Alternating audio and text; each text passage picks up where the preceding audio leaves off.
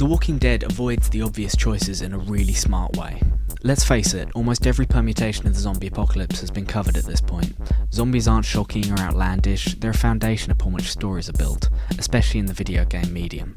Zombies and Nazis are the two foes it's considered universally acceptable to mow down by the thousands, and there are hundreds of examples of games which do that in ways ranging from scary, dull, to exciting, to repulsive.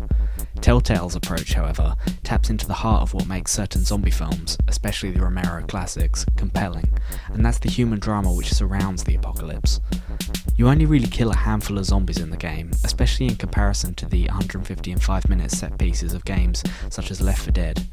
There's more drama in your minute-to-minute decisions about how to try and coach Clementine through the end of the world than in most of the kills. This is the game which will make your heart hurt when terrible things happen, because it actually makes you feel the cost of them.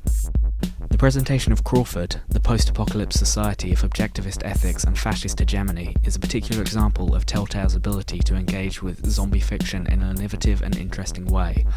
I've talked in the past about how the infinite enemy paradigm, specifically in regards to modern military shooters, but also obviously at play in zombie fiction, lends itself dangerously well to pro-fascist imagery and symbolism. The idea of having to sacrifice ethics and behave in exclusionary, discriminatory ways out of a twisted sense of rational self-interest, the greater good aesthetic, if you will, is central to the presentation of a lot of survivor communities in zombie games. The Walking Dead, however, problematizes that as a valid response to extreme situations through the presentation of Crawford. You're set up to expect a violent but successful community of survivors whose extremism has, up to this point, succeeded in repelling the invading hordes.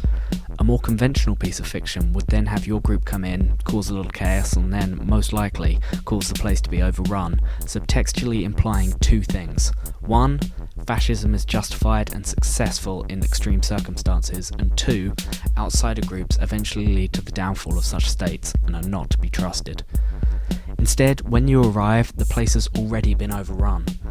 You're left to pick up the pieces, and what you find is that it was this attempt to institute complete control over people's lives, and specifically women's bodies, that led to the downfall of the state.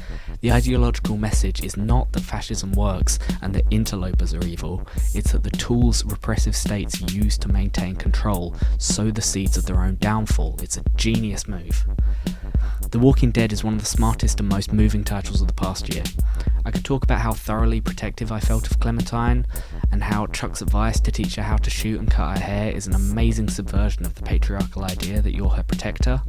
I could talk about how Molly is one of the most awesome characters in the game, and how her presentation of her sexual abuse at the hands of her doctor is smart and unnerving. I could talk about Kenny's maturely realised emotional difficulties, and how it manages to be tragic without being overwrought. Heck, at some point I probably will.